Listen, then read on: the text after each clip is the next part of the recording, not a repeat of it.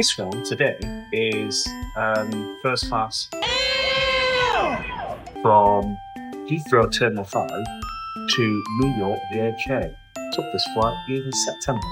First time I've done business class before. I went to the lounge and go off. Holy Jesus! And this is a viewer, kind of a breakdown of all the different sections around things like this. Basically, were you looked after? What was the food like? Comfort as well. The entertainment, the value of it. Would I recommend it? And would I do this again? Got to Heathrow, and for me, this process started at first class, actually getting into Terminal 5 and checking the bags in.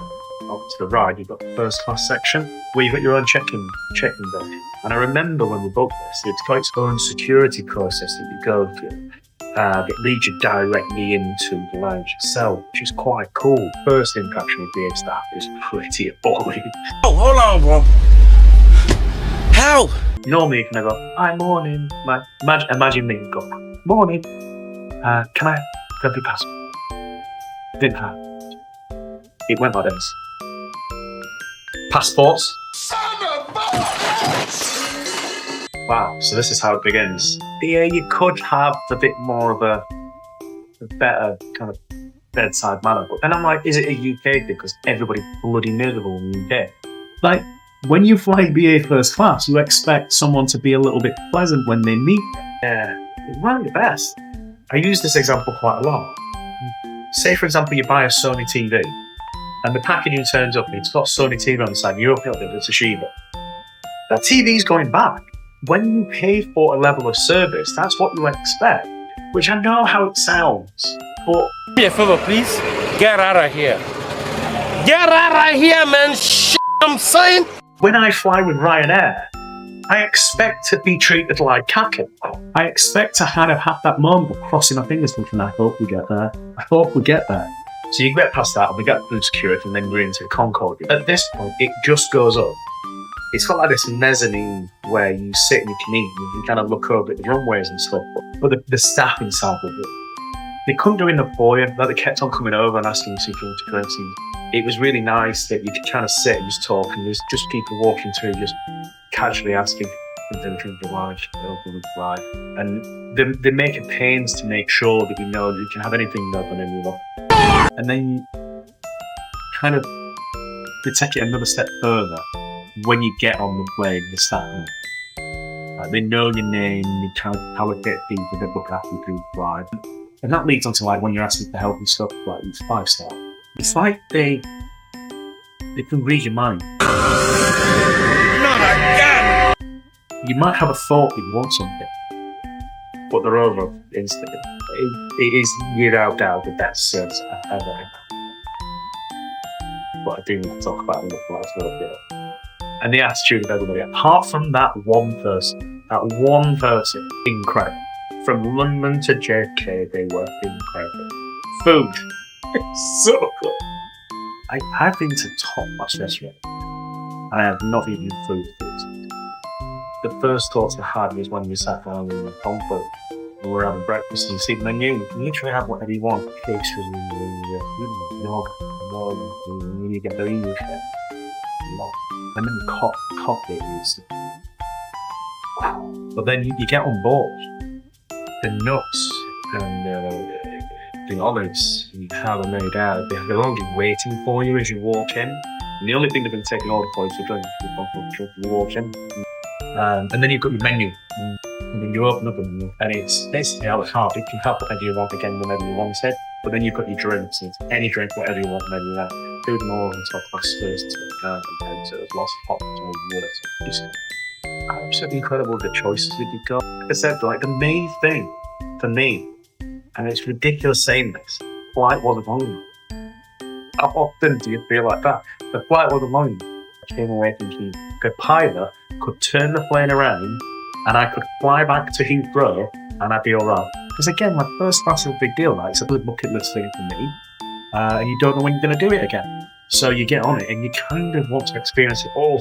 Have a nap and wake up and then decide to begin again. But then you've got it because you've lost some time on the actual flight where you've got to get off it. Comfort level. It's felt wider. We're a lot more comfortable. And when you turn into a bed, I've gone on one other bed flight before, and that was good. It was bad. Just the space you have for your legs and stuff, and the ability to kind of get on the side as well. If you were to ask my partner, she would always say, "I can't say complain, can't say anything." And I categorically have proof that she can, because I've been for a bit 3 to 4 hours in my flight to sit. So that should say it all. Noise on when you move the boat. In the first class cabin, really well, really nice. The model of plane for the flight out was the ones without the door. So it was, on the flight out in Heathrow, it was that one. And you tend to recognise it because the orange and yellows. But even though it was open, it was still quiet. The only thing I was surprised at was there was not much minimum space to use to kind of slip away. And it was a bit grubby, lots of wear and tear. But to be honest, look, it wasn't awkward. It was going to be old monitor. When I walked on, I was like, it's a bit of a shame a bit more what's going on and enjoy it. Wasn't all the obviously you kind of expect to do a bit more vivid. But the experience and service really made up for it because of the attentiveness of the staff and how great they were. Entertainment. I've recently flown on a TUI flight, and I think the TUI flight has made me realise just how bad I would say the normal standard flight liners are. I think the service is dropping within certain companies, within certain industries, and I think TUI is definitely one of them. Doing a long flight, you need something to entertain yourself. You need a TV show, you need a movie. TUI flights now have the worst choice I've ever seen. They're really, really bad choices. When you looked at this, it was incredible the amount of choice you got. I remember being blown away. One good thing didn't you find on the first class flights is complimentary Wi-Fi. I was texting my mum the entire way there. Are you serious? Mum loves to travel and stuff like that. She'd never been first class, and like sharing it with her at the same time, that was really, really good value. It didn't live up to expectations from the perspective of that one person that we had an interaction with at Heathrow. I thought that was pretty crap. And I remember the thought and feeling walking off the bed, seeing the mum like, but these so minor. Because outside of that, it did live up to it. It was the experience I wanted it to be. And how often do people say that? Like you pay that money and you get into that, you kind of expect this experience and you come away going, yeah, it was like, feel it all right? And you smile from it, but it's like, this is so good. I'm going to be honest, I know what these flights can sometimes go for. I think some of these guys can get like £10,000-15,000 a ticket. I don't think you have the facilities for that, big man. I booked it well in advance. As soon as I knew the trip was happening, I jumped online and saw what I could do. The outbound ticket was something along the region to about £1,700, and yet it was, I think for that money, for that flight on there, the experience, this does sound extra, but the money that we pay, get and worth the experience that we get, and to say that you've done. So yeah, I have to say, definitely worth it. Would I recommend it? 100%. 100%. If you ever get the chance to do it, do it. No way. Yes way! It feels like quite a frivolous expense, but to go through and kind of have that level of comfort while enough and not feel like a Ryanair and a piece of cattle moment, it's really, really great way to experience travel. Would I do this again? 100%. And already going for this class again with BA this coming September. I'm not joking. For a trip to America. The other flight I was mentioning was the bid to buy with Emirates business class.